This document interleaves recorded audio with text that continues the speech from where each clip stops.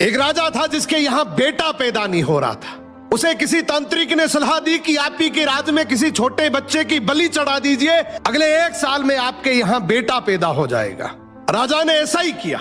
अगले ही दिन ऐलान करवा दिया कि जिस घर से बच्चा दिया जाएगा उस घर को ढेर सारा धन दिया जाएगा। राजा का यह ऐलान एक गरीब परिवार ने सुना तो अपने घर के सबसे छोटे बच्चे को भेज दिया कि यह बच्चा हमारे किसी काम का नहीं, इसे रख लो। अब बलि चढ़ाने की पूरी तैयारी हो गई। राजा ने बच्चे से पूछा, कोई तुम्हारी आखिरी इच्छा?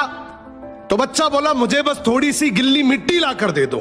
मिट्टी लाई गई तो उस बच्चे ने उस मिट्टी से छोटे छोटे 4 मकान बनाए और उसके बाद एक एक करके 3 मकानों को लात मारकर गिरा दिया, एक को रहने दिया और उसके सामने हाथ जोड़कर दुआ की और राजा को बोला, अब मेरी बलि चढ़ा दो।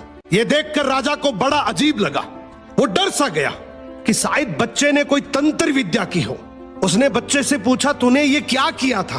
तो बच्चा बोला, पहला मकान गिराया जो मेरे माँ बाप का था, जिन्होंने सिर्फ पैसों के लिए मुझे बेच दिया। दूसरा मकान रिश्तेदारों का था, उन्होंने भी मेरे माँ बाप को ऐसा करने से रोका नहीं, तो उनका भी मकान गिरा दिया।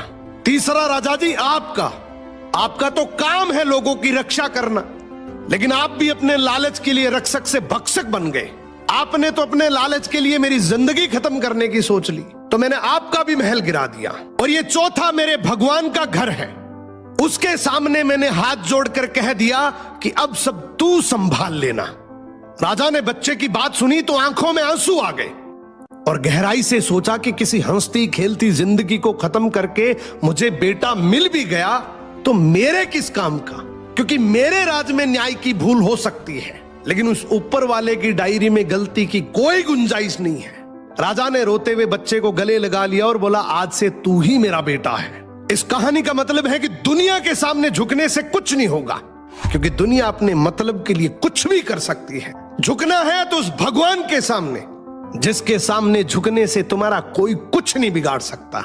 समर्पण करना है तो उस परमपिता परमेश्वर को करो।